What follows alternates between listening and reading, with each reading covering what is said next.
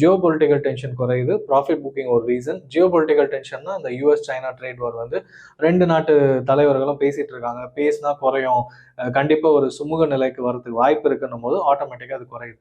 இன்னொன்று டெக்னிக்கலாக ஒரு ரொம்ப ஹையாக போச்சுன்னா, ஒரு ஸ்டீப்பாக மேலே ஏறிச்சுன்னா கொஞ்சம் ஃபால் ஆகும்.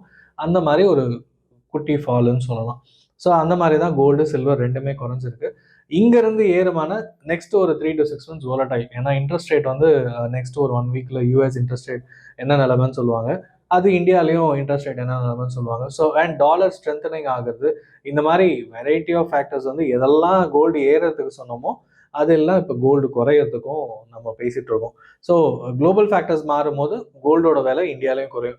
இது தீபாவளி முடிஞ்சிருச்சு அதனால குறையுது அப்படிலாம் கிடையாது. உலக அளவில் profit booking as well as இந்த மாதிரி பொலிட்டிக்கல் டென்ஷன்ஸ் குறையுது.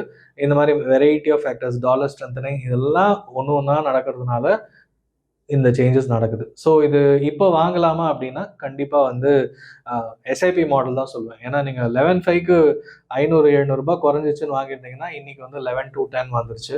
ஸோ 11 கீழே போகுமானா மேபி பாசிபிலிட்டி அதிகமாக இருக்குது குறையறதுக்கு. அப்படின்னும் போது கண்டிப்பாக கரெக்ஷன்ஸ் ஆகும்.